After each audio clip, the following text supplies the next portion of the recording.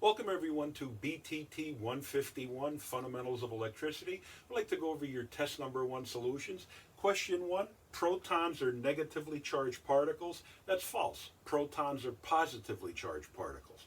Question two, copper and aluminum would be examples of materials classified as conductors. That's true. Question three, neutrons revolve in shells of the atom around the nucleus. That's false. Electrons revolve in shells about the nucleus. Question four, a coulomb is the unit of charge. That's true. Question five, a potentiometer would be one example of a variable resistor. That's true. Question six, all matter is made from a combination of atoms. That's true. Question seven, the atomic number of an element is the number of protons contained in the nucleus. That's true. Question eight, silicon is the most common semiconductor material. That's true. Question nine, the frequency of AC voltage in the United States is 75 hertz. That's false. Frequency of the AC sine wave in the US is 60 hertz. Question 10, conventional current flow theory states current flows from the positive terminal of the battery through the load and then back to the negative terminal of the battery. That's true. Remember, there are two types of current flow: conventional current flow, as referenced in the question, and electron flow, which the polarity is just the opposite. Question 11. The atom is the smallest part of an element. Question 12. Valence electrons are negatively charged particles. And remember, valence just means the furthest orbital away from the nucleus. Question 13, EMF stands for electromotive force, another term to define voltage. Question 14, resistance is the opposition to current flow. Question 15, a 240 volt circuit has a current flow of 20 amps. How much resistance is connected to the circuit? So always write down what's given. Voltage is 240 volts, current is 20 amps, and we're being asked to solve for the resistance. So using Ohm's law, R is equal to V divided by I. So in the numerator, 240 volts, in the denominator, 20 amps, 240 divided by 20, the resistance is 12 ohms.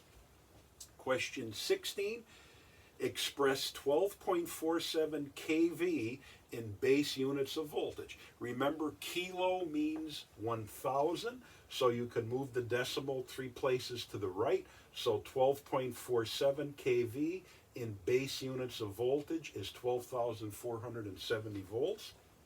Question 17, express 0.00156 amps in milliamps. Milli is 1/1000th of an amp, so you're going to move the decimal 3 places over.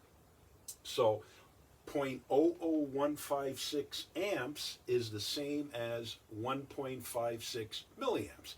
And the way to check these, once you get an answer, take 1.56 milliamps, now divide this by 1,000 and see if it kicks out the original number. That's how you know you're correct. Question 18, the watt is the unit of power. Question 19, the amp is the unit of current. Question 20, an electric hair dryer has a power rating of 1 kW. How much current will it draw when connected to a 120 volt circuit? So the power is 1 kilowatt, voltage is 120 volts, and we're being asked to solve for the current.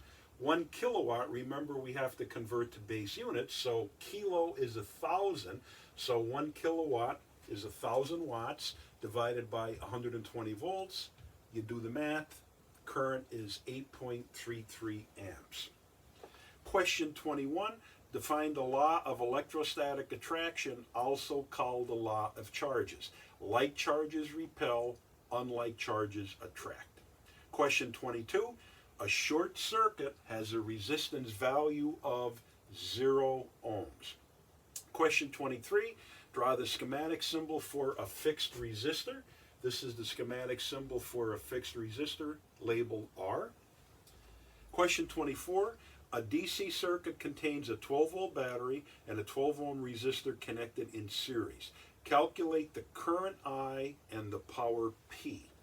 So I draw the schematic diagram. Here's the symbol for a battery. Note the polarity, positive and negative, 12 volts. I have one resistor, 12 ohms, and the problem is asking us to solve for the current I and then the power. So using conventional current, note the direction of current flow leaving the positive terminal of the battery.